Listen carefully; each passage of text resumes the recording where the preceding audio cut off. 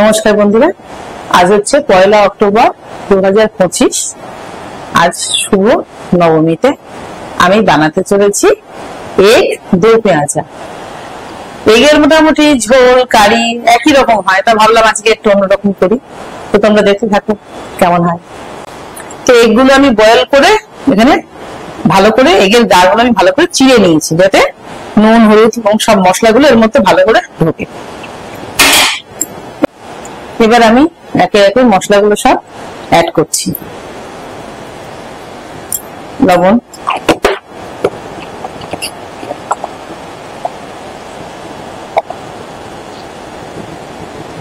হলুদ,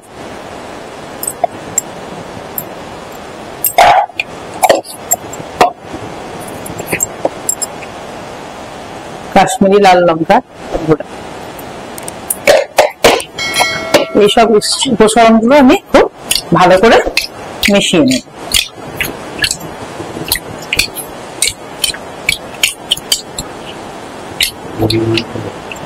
হাফ চামচ করে সব মশলাগুলো আমি দিয়ে মিশিয়ে নিলাম।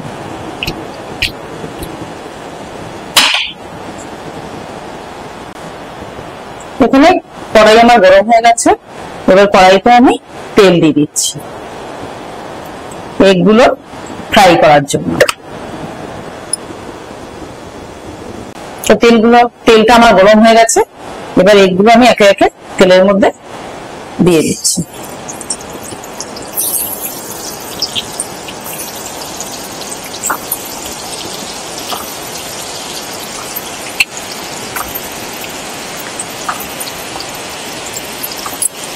এগগুলোকে আমি খুব লাল করে ভেজে নেব।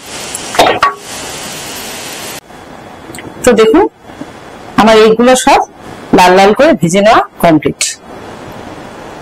কড়াইতে আমি তেল দিয়ে দিয়েছি, আর যেহেতু আমি আগেই বলেছিলাম আমি এগের দো পেঁয়াজা বানাচ্ছি, সেহেতু আমি একটা বড় সাইজের পেঁয়াজ কেটে কলি করে রেখেছিলাম। এগুলোকে আমি একটু ভেজে নেব।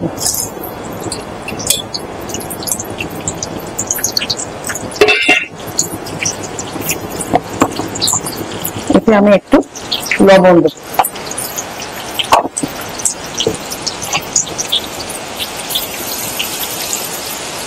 যাতে পেঁয়াজের কলিটা খুব ভালো করে টেস্টি হয়ে ভাজা হয়ে যায়।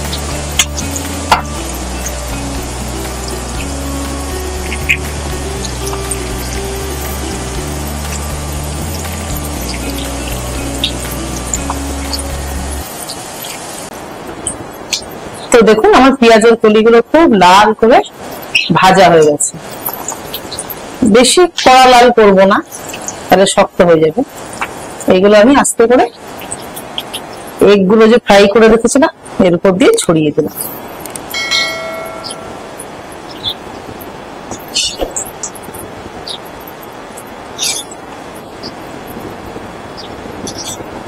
এই তেলে আমি অ্যাড করব হাফ চামচ রসুন বাটা,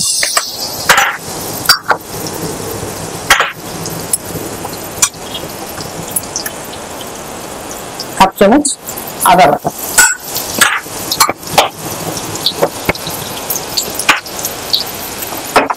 এখানে আমি একটা টমেটো পেস্ট করে রেখেছিলাম, এটা দিয়ে দেব।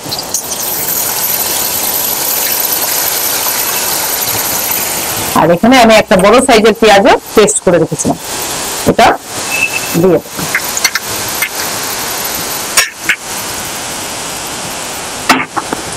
এইবার সব উপকরণগুলোকে ভালো করে কষিয়ে নেব, যতক্ষণ না মশলা থেকে তেল ছাড়ে ততক্ষণ খুব ভালো করে আমি কষিয়ে নেব। তো মশলাটা আমার খুব ভালো করে কষানো হয়ে গেছে। এবার আগের থেকে টক দই ফেটিয়ে রেখেছিলাম গ্রেভিটা দেওয়ার জন্য, এই টক দইটা আমি উপর থেকে দিয়ে দেব। আর এতেই আমি অ্যাড করব সামান্য একটু লবণ,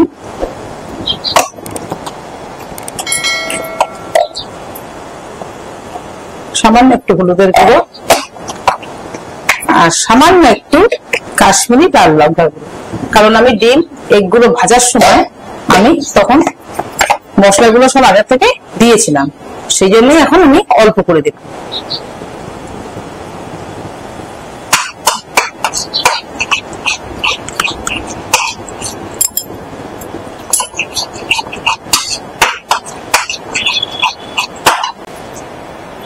টক দই দিয়ে সব মশলাগুলো আমার খুব ভালো করে মেশানো হয়ে গেছে। এবার এতে আমি 1 চামচ চিনি অ্যাড করব স্বাদের লেভেলটাকে ঠিক রাখার জন্য। জাস্ট 1 চামচ চিনি দিয়ে এটা আমি খুব ভালো করে ফেটিয়ে নেব, যাতে করে মশলার সঙ্গে মিশে গিয়ে ভালো একটা টেস্ট আসে।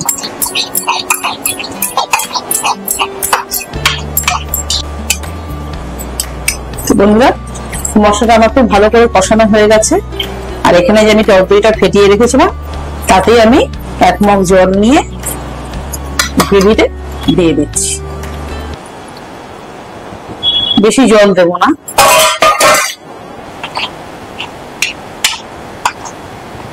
ভালো করে মশলার সাথে যেন মিশে যায়।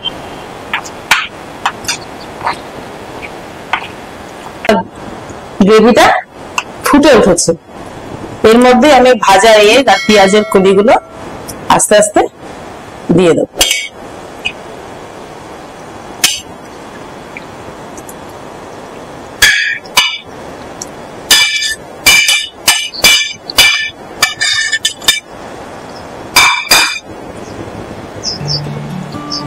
যাতে সব সমান যাতে মিশে যায়।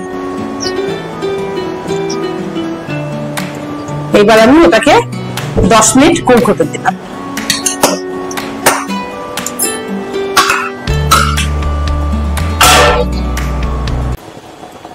তো দেখুন আমার ডিমের দই পেঁয়াজা প্রায় হয়েই এসলো। এবার আমি এর উপর থেকে কুচানো ধনে পাতা একটু ছড়িয়ে দেবো টেস্ট আসার জন্য।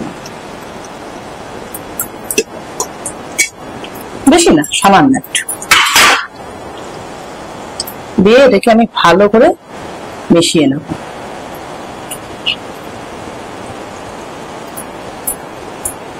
যাতে এগের মধ্যে মশলাগুলো খুব ভালো করে লেগে যায়।